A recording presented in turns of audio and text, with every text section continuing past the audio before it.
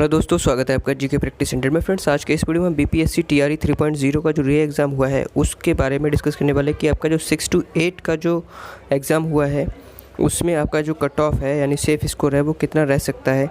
और अगर आपके जो मेरे द्वारा नंबर बताए जाएंगे अगर आपके उसके आसपास नंबर बन रहे हैं तो फ्रेंड्स आप बिल्कुल अपने डॉक्यूमेंट रेडी कर लीजिए। अगर उससे कम बन रहा है तो फ्रेंड्स आप बिल्कुल अपनी जो नेक्स्ट वैकेंसी है उसके लिए बिल्कुल प्रिपेयर्ड रहिए और अपनी जो तैयारी है उसको ज़ोरों शोरों से करना स्टार्ट कर दीजिए। ठीक है फ्रेंड्स, तो सबसे पहले बात करने वाले हैं फ्रेंड्स यहाँ पर यूट्यूब से लोग जो मिलाते हैं अपना क्वेश्चन के जो आंसर हैं वो किस टाइप से मिलाते हैं उस पर डिस्कशन कर लेते हैं थोड़ी सा, क्योंकि यही मैटर करता है कि आपका जो स्कोर है वो कितना बन रहा है।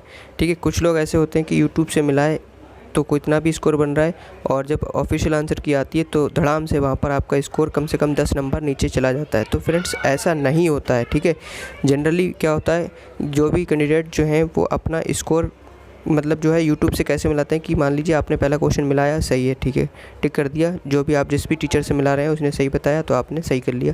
दूसरा क्वेश्चन आपने जो लगाया है वो आपका गलत है, ठीक है, और वो टीचर ने आपको गलत बता दिया है, मतलब जो आपने लगाया है वो उस टीचर ने वो उसका आंसर वो नहीं बताया, दूसरा बताया। आप क्या करते हैं, कोई कैंडिडेट मतलब जो भी हैं वो क्या करते हैं कि दूसरे टीचर के पास गए और उसने बाई चांस वो वाला क्वेश्चन जो आपने टिक किया था उसने उसका आंसर वही टिक कर दिया, तो आप खुश हो गए, हाँ मेरा ये वाला सही है, और आपने वो नंबर जो है वो काउंट कर लिया अपना। ठीक है, तो इस टाइप से क्या करते हैं कि जब तक आपका सही ना हो जाए आप अगले यूट्यूब चैनल मतलब देखते रहते हैं, अगले टीचर को खोजते रहते हैं। ठीक है, तो फ्रेंड्स आपको ऐसा नहीं करना है। अगर आप ऐसा करते हैं तो बिल्कुल आप जो है वो बिल्कुल कह सकते हैं आप धोखे में रहेंगे। ठीक है, क्योंकि अगर आप ऐसा करते हैं तो फ्रेंड्स, क्योंकि एक आदमी ऐसा है कि यहाँ पर एक होता है बीपीएससी, ठीक है, तो बीपीएससी के द्वारा जो आंसर दिए जाते हैं वो ऐसा है नहीं कि जितना कोई एक टीचर वो सभी आंसर वैसे ही मतलब मैच कर ले। ठीक है, कोई भी ऐसा टीचर नहीं बना है जो पूरा एग्ज़ाम सॉल्व कर दे, मतलब एग्ज़ाम में जो क्वेश्चन पेपर आता है उसको पूरा सॉल्व कर दे। तो जाहिर सी बात है आपको जो उसके आंसर हैं वो पूरे सभी कोई भी टीचर सही नहीं बता सकता है। ठीक है, अब बात करते हैं जब ऑफिशियल आंसर की आती है तो फ्रेंड्स यहाँ पर आपके जो नंबर हैं वो काफ़ी कम हो जाते हैं। वो इसी वजह से कम हो जाते हैं क्योंकि आपने जो मिलाए थे तो वो आपने अलग अलग चैनल्स को देखकर यानी अलग अलग जो टीचर्स थे उनके व्यू को देखा है। ठीक है, अलग अलग टीचर्स के। तो आपको ऐसा नहीं करना है। आपको करना क्या है, आपको जिस भी टीचर पर आपको सबसे ज़्यादा बिलीव है, मतलब इस पे आपको सबसे ज़्यादा भरोसा है कि हाँ ये सही बताएंगे, तो आप बस उस टीचर को उठा लीजिए, यानी उसने जो एनालिसिस कराया है आप उसको उठा लीजिए और उसी टीचर से, एक ही टीचर से अपना जो भी क्वेश्चन है आपके आंसर हैं उनको आप मिला लीजिए। ठीक है, और चाहे आपको ये लगता हो कि इस बंदे ने ये आंसर गलत बता दिया है, फिर भी आपको उस पर ही यकीन करना है और उस वाले आंसर को गलत टिक कर लेना है। ठीक है, जैसा उसने गलत बता दी और आपने वो बाई चांस सही भी हो आपका, फिर भी अगर उसने गलत बता दी तो आपको वो क्वेश्चन सही नहीं करना है, गलत ही करना है अगर उसने गलत बताया। ठीक है,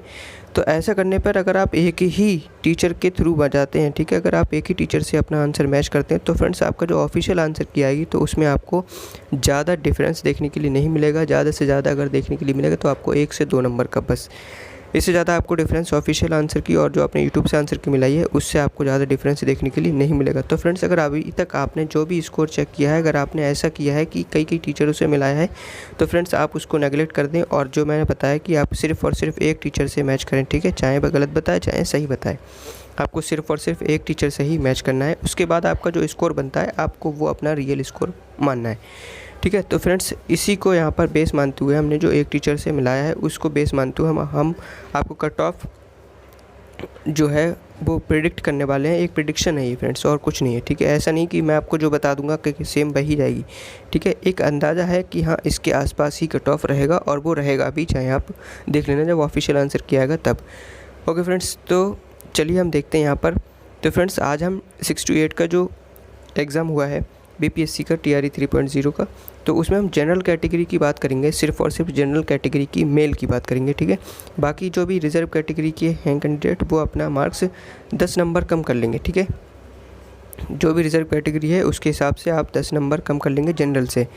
ठीक है, और बाकी फीमेल्स भी अपने 10 नंबर कम कर लेंगे। और बात हम करेंगे जनरल की, जो कि अदर स्टेट और बिहार के जो भी निवासी जनरल में आते हैं उन सब के लिए यहाँ पर होने वाला है। तो यहाँ पर हम बात करेंगे आज की वीडियो में आपका जो यहाँ पर 6 to 8 में कई सब्जेक्ट हैं फ्रेंड्स। यहाँ पर जैसे हम सबसे पहले बात करेंगे मैथ्स और साइंस की। ठीक है फ्रेंड्स, यहाँ पर मैथ्स और साइंस की बात करेंगे तो आपने अगर मैथ्स और साइंस का एग्ज़ाम दिया है फ्रेंड्स यहाँ पर, तो आपको पता होगा कि मैथ्स का जो आपको पता है कि ये जो क्वेश्चन पेपर है कुल 120 नंबर पे यहाँ पर मेरिट बननी है और 30 नंबर लैंग्वेज के हैं, उससे कोई मतलब नहीं है यहाँ पर। तो 120 की बात करेंगे हम यहाँ पर फ्रेंड्स। अब 120 में आपके 40-40 में ये डिवाइड है। ठीक है, 40 आपका जीएस का है, यानी जनरल जो है वो सभी का आता है। 40 में आपका सब्जेक्ट आता है, जैसे मैथ्स साइंस में आपका मैथ्स और 40 साइंस का। ठीक है फ्रेंड्स, तो ये 40-40 में डिवाइड है।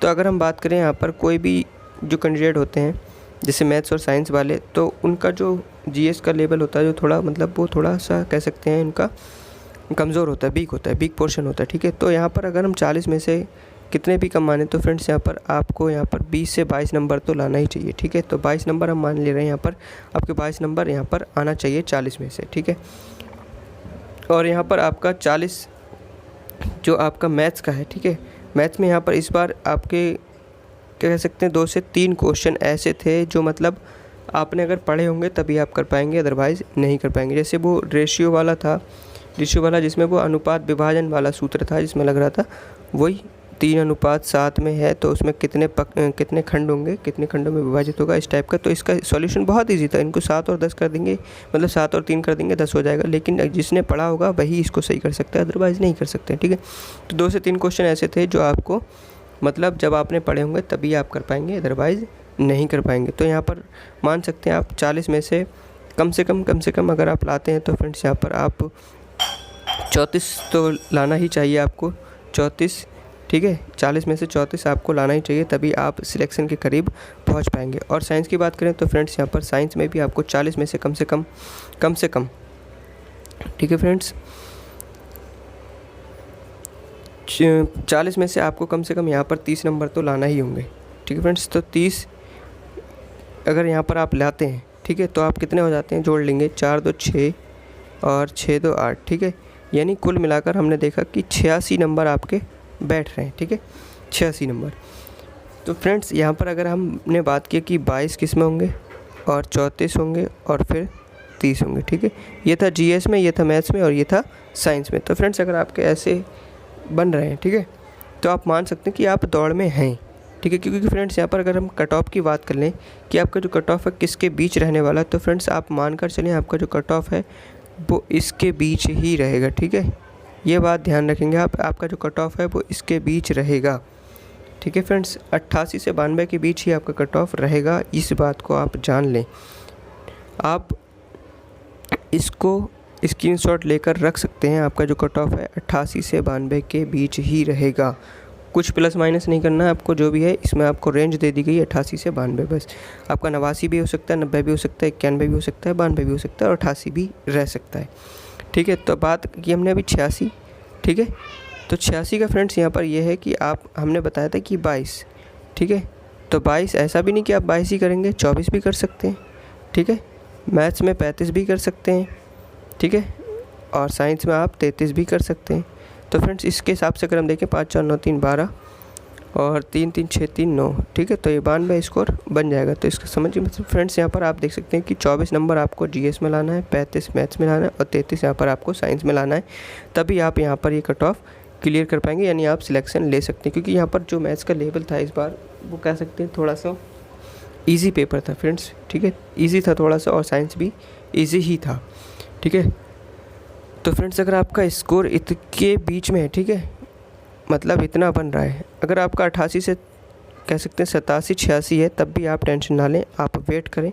ठीक है, ऑफिशियल आंसर की आने का मैंने फ़िलहाल जो बताया है वो ये है, आप देख सकते हैं जब ऑफिशियल आंसर की आएगी या जो रिज़ल्ट आएगा आपका, तो आप देख सकते हैं कि आपका जो कट ऑफ है वो इसी के बीच में ही लाई करेगा। तो फ्रेंड्स मिलते हैं नेक्स्ट वीडियो में नेक्स्ट सब्जेक्ट पर चर्चा करेंगे।